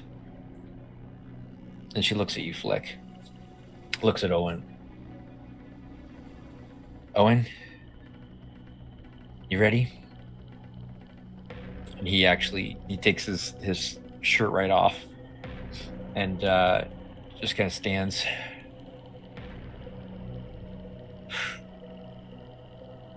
I'm ready. All right. Flick? Yes?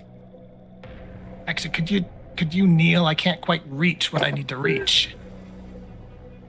Oh, sorry. Kneels down. Diane looks at you. Flick? As soon as that rune lights,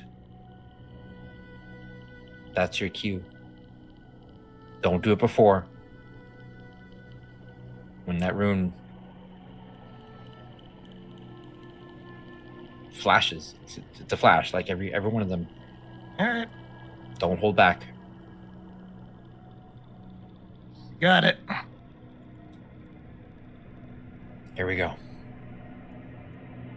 She begins the final incantation for this part of the ritual. And as she reaches the climax of her incantation, the final rune on the inner circle flares to life. And she cries out, Flick, now! Now! See you on the other side, buddy. He just... Can you stab him? Right through the throat. Let's Jeez. let's do this proper. Proper. Wait. Generally, you would go for the heart, I think. Yeah. Heart, throat. You know, what's the difference? Speed, I would say. Flick, Maybe he missed. Maybe he aimed and missed. Speed of lethality. give me a Constitution saving throw, please. All right. Well, about a 50-50 chance, a little higher, but we'll see how this goes. Hey, easy peasy. Nice. Perfect. You feel the pull as you run him through. You can feel the draw of this dagger trying to pull at your life force as well. You manage to resist it. And you watch the life in Owen's eyes go out. And the dagger becomes almost imperceptibly heavier, but you just sense that tiny little bit of extra weight. And there's kind of almost like a sucking sound, like and the rune and the dagger starts to glow. And you look over at Diane, and she's looking tense. And you can see tears just like fully coming like down as she looks at Owen and looks at him. She's like, "Okay, I'm going back now. Our part's done, lady. You stay here with that. Do not go anywhere with that dagger because we need the soul for the rest of it." And she immediately grabs the jar, and as Owen's lifeblood pours out of him and he lays on the ground, she begins to pour the urn of holy water, glacial water, over him, completely covering his body. Final part. Here we go. And she begins the final incantation to complete the reincarnation. So the death of Owen has transpired. His body is dead. His soul is now contained within Soulbinder, within the dagger. And Flick being the closest one part of this paying attention, the chanting, the tone of her incantations becomes different now. There was a more of a mournful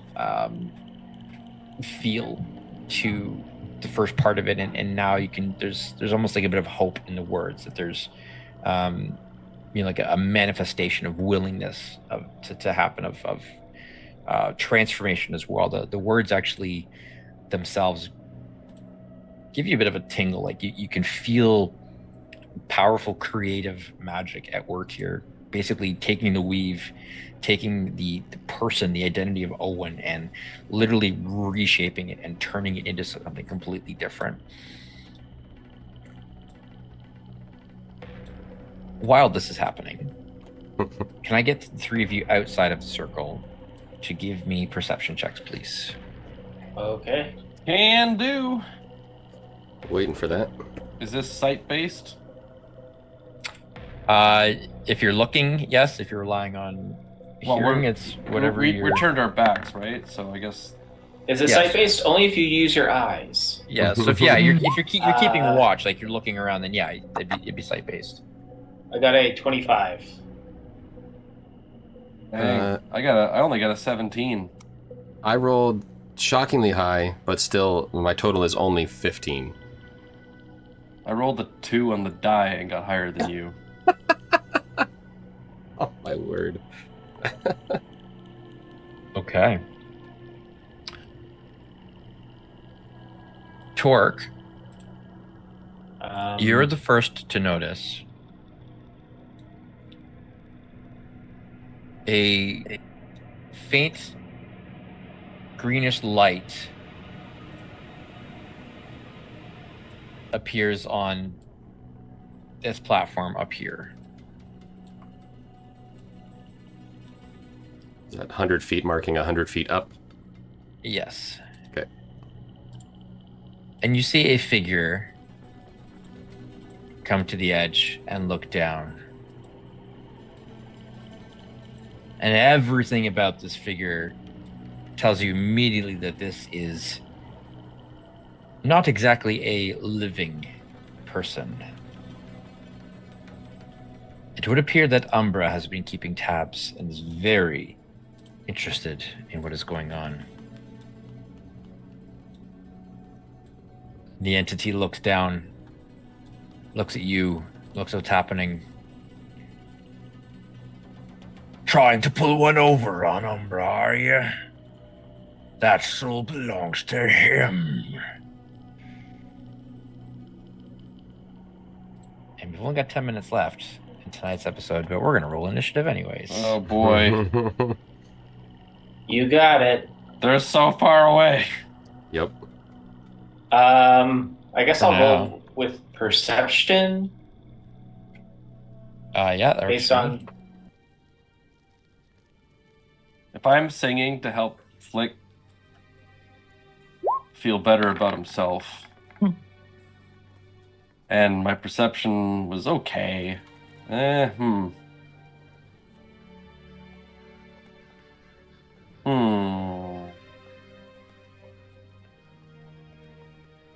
Oh, sorry. I mean, we Just heard gonna the guy, re-roll right? that to see if I can do better with advantage. So I do have advantage on initiative this level, right? I'm gonna use acrobatics. Yes. Okay. Spring So into action. Whoa, what's XO3 doing? with the 17 that I rolled on my advantage, that would be 24. Sorry. Why do I still got all these extra turns in here? That's weird. Okay, so Torque, you got 24? 24, yes. 3 plus. Since I am kind of embroiled in the ritual, can I roll Arcana for mine? Certainly. Yep.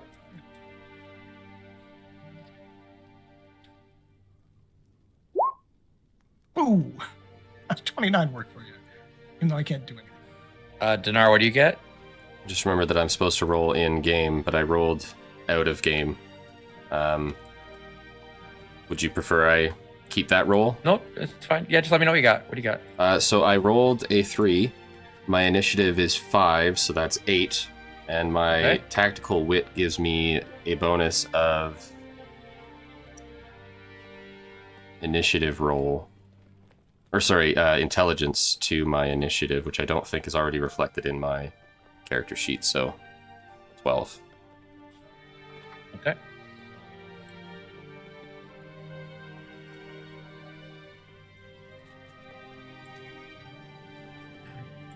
You've got a feat that lets you swap initiative with someone, right? I do. You want to go super first because I don't think I can do anything. That's probably a good point. So yes, I will use my tactician feat to swap initiatives with Flick. Okay.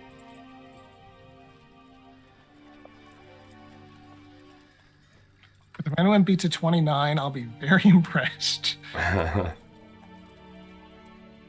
Okay. The rest of all except for Fleck, you guys are all in the 20s, so that's pretty good. So Donaar, you see two other figures standing beside the one up there as he shouts out. All of them ghouls, undead, skin tight. I'm not seeing What would you like myself to do? in the initiative order. I understand that I'm first, but I don't see myself in there. Oh yeah, I'm Not? not seeing Donaar What? either. Oh, now I see you're myself right. there as a 0. Well, you're on mine, which is weird, so. Silly roll 20. I think Donaar will take a quick glance over at Torque. Shall we go and say hi? It would be discourteous not to. Donaar will walk over to Torque, Give him a friendly hello. and Donaar will cast Dimension Door. So he'll mutter some arcane words. A door will pop out behind Torque, and we will jump through. And I want us to appear as much as possible behind them, over here, preferably. Okay. God, I love being high level. Mobility options are cool. Yeah, you can. It's a rough 100 feet up there, so.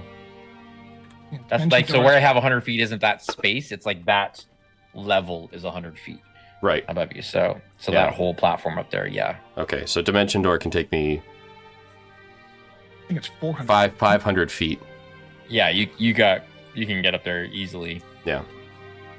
You can dimension door to the ceiling of this place and drop if you wanted to. but- Drop torque on them. Actually, maybe not right there where we can all be attacked. I think I'll put us on the stairs, with Torque being in front and Donaar being in behind. Okay, yep. Not that I'm yourself trying to for use fucking up Torque there. as a human or as a turtle shield, but I'm squishy, But so you're trying to use him as a total shield. You can admit it. It's mildly, yes. I mean, that's what I'm here for. That's what the shell is for. So Yeah, put yourself We'll up where come- you're going up there. we'll come up there, and then Torque will be in front of me. Torque, you want me to move you? Or Jack, you want me to move Torque? Oh, yeah, I can move myself. Okay. I got so caught up in the fantasy of being teleported that I forgot that I actually Yeah. had to physically move my token. Like, come on, Mike, do it already. Move me. So you go maybe that square right in front of us, yeah. Very good. Okay. Anything else for Donaar? That is basically all Donaar can do. That's a move and an action. A spell at that. Okay. That'll be my turn. All right, Tayland. How high is the ceiling?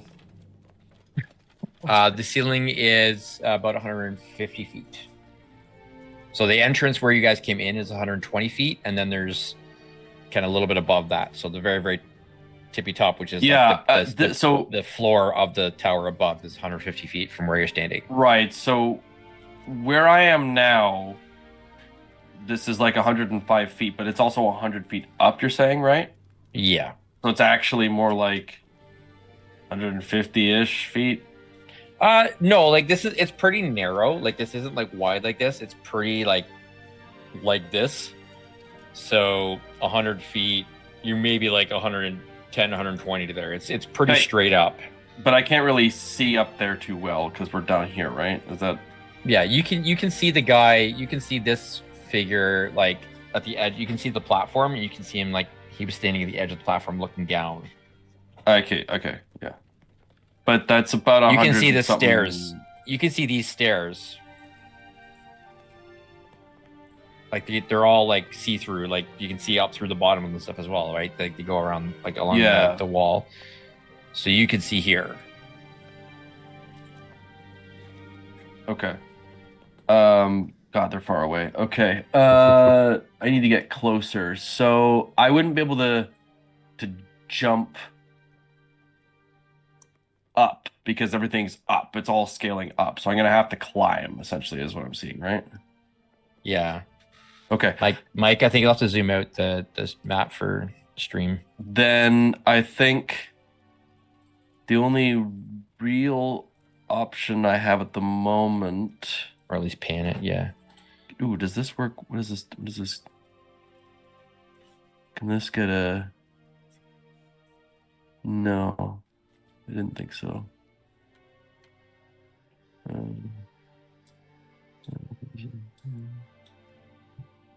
Yeah. Okay.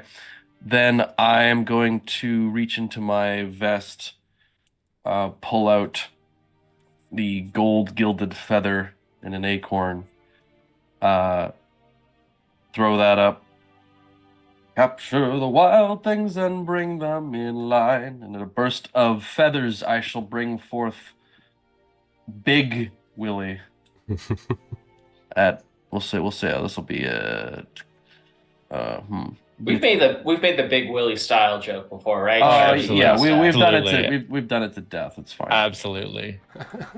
So a small sized bird, which with a strength of 18, will then grab me with its talons, and it'll fly at half speed, so 25 feet. But I was gonna have it dash to get 50 feet to carry me up. Yard. Is that Yeah. Oh yeah. Yep. It can get you onto that platform. Okay. There. And from here, I'm now only about 60-ish feet away from them. But that was my action. The two of them up there, they're not within 60 feet of me, though.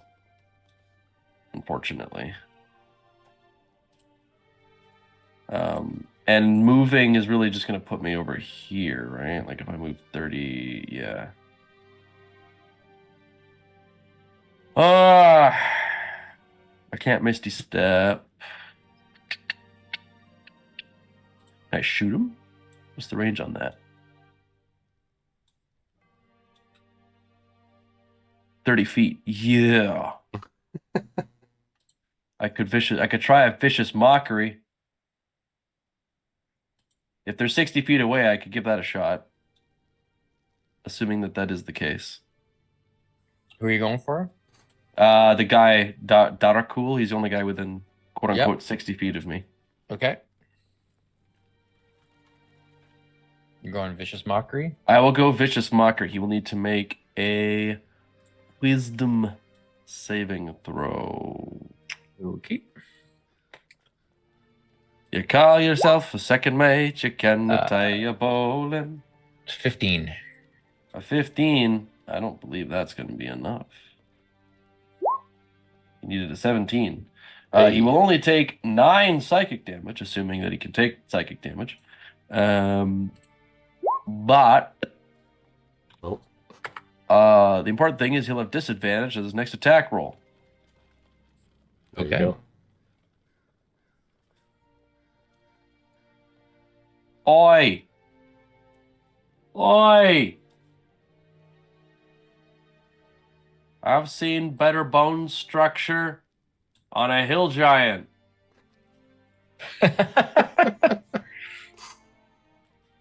You can tell it's not even necessarily the words that insult him, just the defiance, It's like the confusion. He's just like, what? and it's like the oh you dare, You dare? Yeah, that's right, I dare. how dare you? Yeah. That's me. Okay, Torque. All right. Quick clarifying question. Hmm. With these platforms, if I were to embiggen myself through raging, would that support my weight? Seems like it. All right. Well, At least the one you're as currently part on of right my now. bonus action to rage, I'm going to use my instinctive pounce to move 20 feet. As part of that bonus action to rage, I'm going to enlarge. Now you now go to huge. Is that correct? Oh, you know what? I think that might be the case. So I believe we clarified that you're now level up. That you now are huge when you rage. Wow. You are now Yeah. Gigatorque. There's not a lot of room for the 4 of us on this platform all of a Yeah. sudden. So do you just I pick dubbed them up the- and bite oh, their wait. heads the off? Gigatorque. We're level 13, right? Yeah. Okay, I'm still just large, not huge. Aw. Just large. I could make you Wait for- huge. We'll have to wait for Gigatorque then. That's right. You could do that on your next turn. I could. For my elemental cleaver damage, I'll just keep it simple and do lightning damage for now. Cool. This guy seems to be in charge, so let's with my new Whelming Wrath, Torque will prepare a strike. Reckless, of course.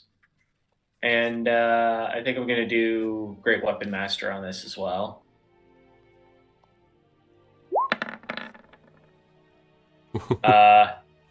So that's a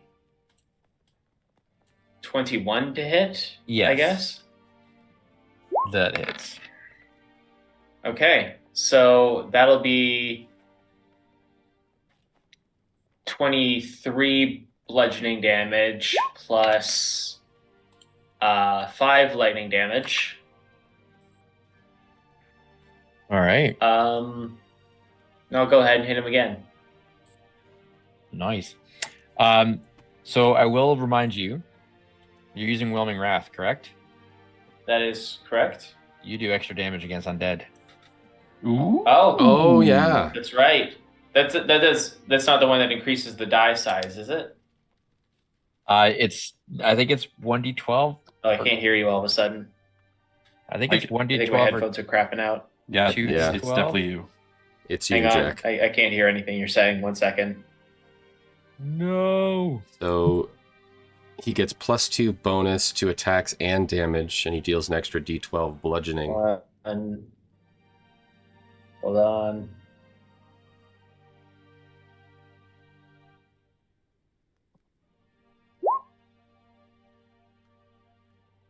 Can you hear me? Sorry, one second. There's something. Oh, Oh no. Bad timing. Very bad timing. Wireless headphones dead. I don't know. I was going to ask if he was going to use his crusher feet, shove him off the edge while he's at it. I mean, it's super tempting, but then do they just fall down on top of you? Gives If me it's something to do. As long as it doesn't interrupt the ritual, that would be my only concern. Yeah.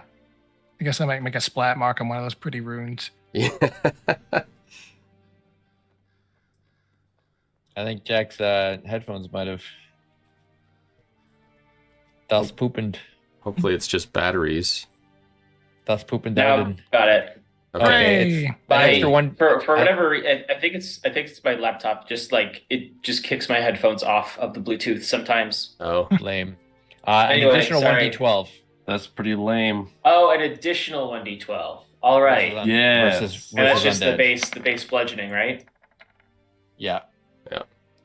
Okay, so that was 23 bludgeoning. Now is 31 bludgeoning plus 5 lightning damage. Sweet.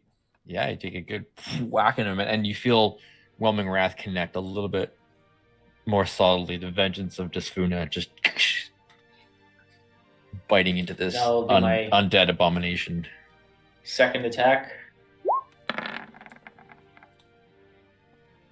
Not as great. 16? Just hits. ooh. Woof. Okay. Oh, Jesus. So that's 32 bludgeoning plus 41? 39. Sorry, no. 40, 41. 41 bludgeoning damage. Oh, casual 41. Plus an additional 2 thunder damage. Follow-up question. Mhm. If I were to use my pressure feet to There say it is. push him in this direction, Mhm. would that inconvenience anyone, assuming he survives that fall? If I were to technically push him closer to I don't have a problem with him being closer to me. okay, then I'll send him on his way. Yeah, as long as he lands on the Whee! platforms here rather than all the way down here and wrecks the ritual. That's our only concern. Yeah. Yeah. All right. So I will what we've got. knock him off of the platform then. Trying to direct him at a wall. So he's probably going to drop to roughly around there. Was it 1d6 per 10 feet fallen? Yeah. I think it was actually Not a ton. 2d20 per 10 feet fallen. I think that's the rule. You think so? Or Yeah. undead. Yeah. Let's not press our luck here. He takes 18 points of fall damage. Oh, yeah, he does. And is buddy. prone as he lands. He goes, and lands on the platform there. And Just throwing up a shower of splinters from the boardwalk. Donaar That was a rough first round for him. will yell down, "Lay into him, Taylind!" Oh, there, we got us a nice present. all right. He Who now goes next? Well, yeah. Well, he yeah. ginger- His first action is he's going to pick himself up off the floor, he gingerly Float right stands scrape back up. himself again. up. He gingerly stands up, looks above. Thanks for the short way down. Oh, crap. I wasn't thinking about that. And I mean, that's why I asked. He's still got a bit of a distance to go. True. Unless he jumps the rest of it. I mean, he is going to take out a rather nasty looking crossbow okay. and shoots it at Tayland. Ooh. 23 to hit. Ooh. Oh, Heavy 23, you crossbow. say? Oh, Yes. jeez. 23. Ooh, right, 3 minutes.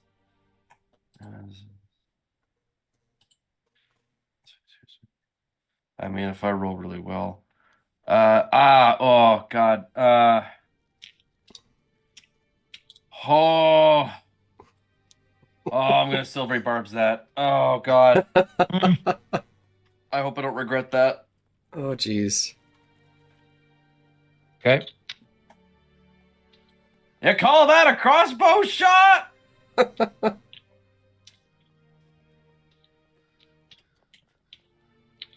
What's that save on that again? So he's Or is it he Remind must me, he sorry. must remake the attack roll, right? Yes. Please don't crit. right? Oh, fuck. 22. I was like, I should have just Me, cutting it's not a words. crit. The problem is because cutting words doesn't work on things immune to charm. It's like Hmm. I don't want to Yeah. use it and then realize, oh, there goes my bardic inspiration die, right? Whereas Hmm. at least with silvery barb, but yeah, that's the offset. So does All this right, hit? You that's hit? gonna hit. There's nothing I can do about it. All right. So you take 7 piercing and 6 necrotic damage. Oh, yeah, no, that's much more like it. Oh. Why wasn't it a melee attack? Ah, I have a new thing. And he'll use his remaining 15 feet of movement.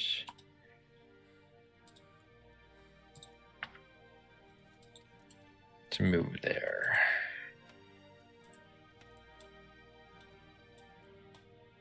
The Umbral Knights. This one is going to leave your reach torque, so you get an opportunity attack. Okie dokie. As it comes up to Donaar. Yeah, I think my reach is something really dumb, like 15 feet right now. So, Oh, is it? I think he's still going to be out of it. So, well, yeah, because he's moving right up there. So, oh no, I think that's a miss. 15. that'll miss. Yeah. Too bad. Could have shoved him off the stairs. Okay, so he is going to come up to Donaar, Oh boy. Yep. and Whoa! he has a really nasty Oh, looking mace that he pulls out. 18 to mace. hit. Okay. My current armor class is 14. Oh, my current armor class is 14. Shield. Brilliant. We got to get us some better armor. We got to get Donaar some better armor. Donaar and me. Yeah, I'm I walking will. around with like 16. I'm very thankful I did not unclick shield for today. So I have shield. I will shield that, bringing my AC up to 19. Okay. He's going to swing at you again. There you go. Bounces off the shield. Hey. That's pretty worse. All right. This one takes a look at torque. Takes a look at the drop. And chooses. Oh, Oh, crap. and here I already used my reaction. Well, I know what I'm doing next round. Oops, that's not what I want to do. 55, so that's another. Takes, oh, not bad, 11. As it kind of prepares for it, it only takes 11 fall damage. As it basically just sacrifices its body to jump down. So lands prone. Actually, though, right? actually, literally just steps off. Yeah, lands prone. But can still. So what did it move? It moved. It's here, so 5, 10. It uses half of this movement, and it has. So it actually only has. Doesn't have enough to stand up. Oh, sorry. Yeah. Okay. Mike, stop it. I don't. Why is it that sometimes when I click on the thing, it does that, and when I don't click on. That'll be its turn, though. So it just drops and it just kind of stands.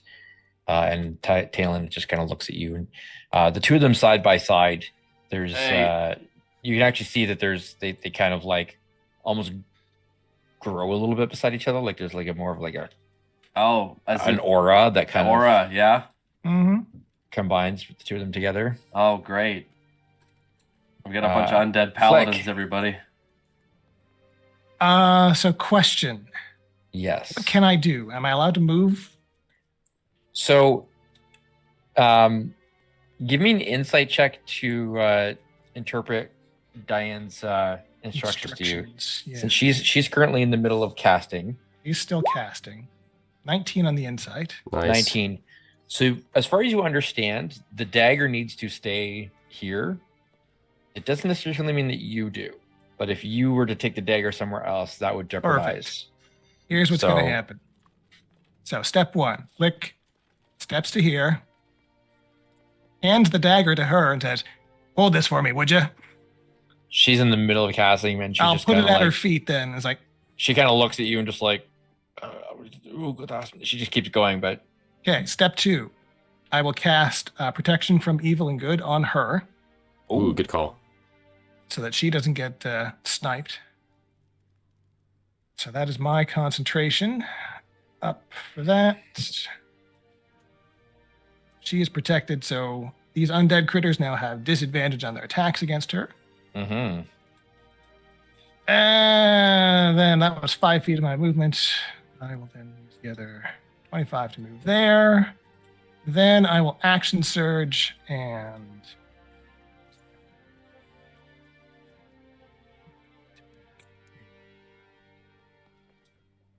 circle that is 20 feet in radius like this. I'm going to drop a 4th level fireball right there. Ooh. Boom. Very nice. Well Nice. then.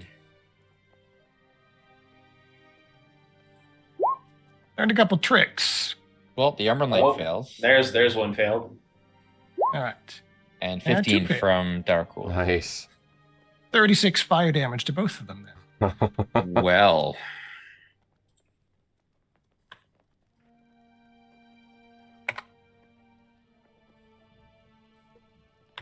That does some significant damage to both of them.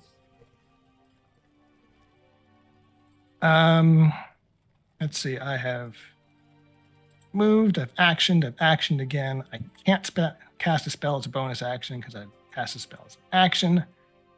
I'm done. I felt that was pretty productive. I'd say. All right. So, as danger emerges into the ritual chamber, things get a little bit heated as Diane seeks to finish the reincarnation ritual to bring Owen back and not lose his soul to Umbra. The servants of Umbra have decided to not let this go through, becoming aware of what is happening and intent on stopping it. And we will pick up and see how this unfolds next time, as we're over 10. We can reach our cutoff point for this evening, as we'd mentioned. So thank you very much for hanging out with us, and stay tuned to see what happens next time. Will the ritual be successful, or will everybody die? I don't know. We'll find out. Thanks for watching. Have a good night, everyone. Stay warm. Bye-bye. Yeah. Eat easy. But take it.